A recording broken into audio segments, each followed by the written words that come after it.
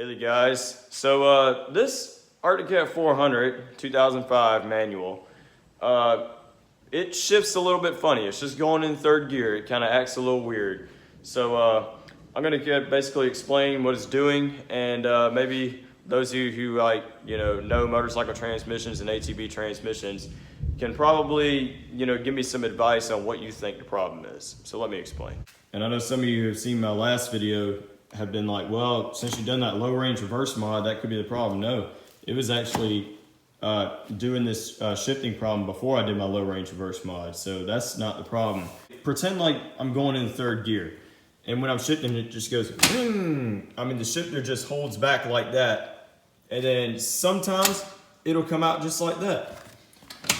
Other times, if I go in, I have to maybe give it a little bit of pressure right here for it to go out.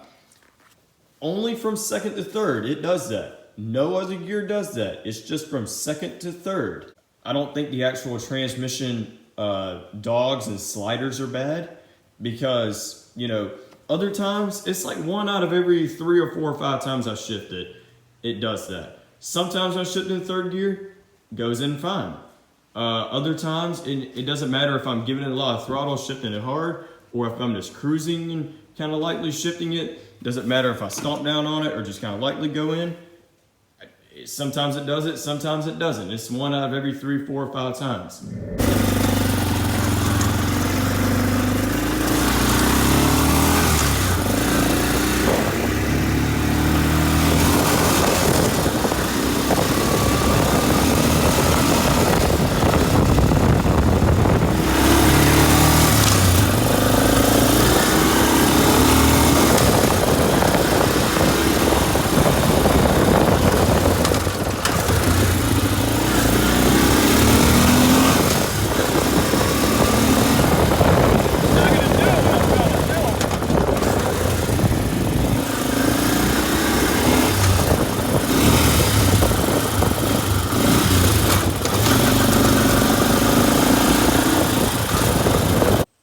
I don't think it's a clutch linkage either, because it's only in third gear it does it in. So I really just don't know how it could be the clutch.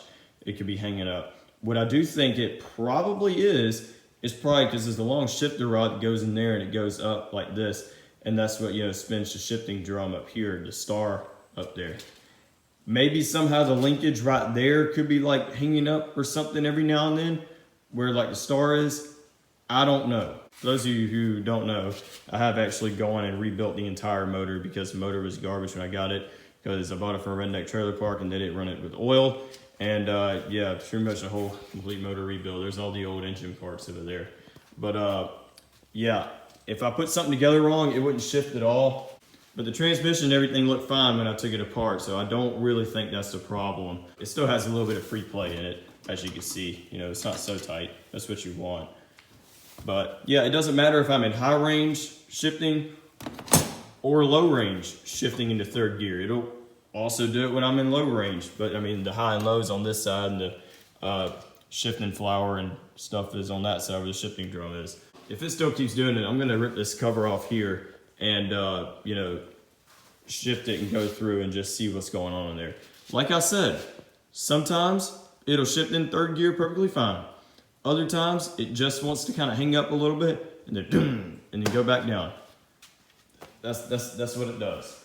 But every other gear works fine. So there you go. There's a little challenge for you to solve, because I've looked everywhere online and I cannot really find why an ATV transmission would do that. So yes, pretty much it for this video.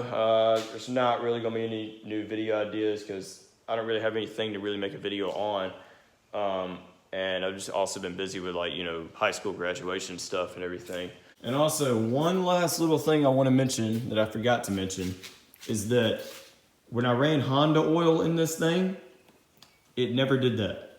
When I put this Kawasaki oil in it, because that was the only kind that Capital Cycle had that was enough, because this thing holds like 4.5 quarts. It's ridiculous, which is gonna be really expensive to do oil changes. But ever since I put the semi-synthetic oil in there, Kawasaki oil 1040, that's when it started doing it.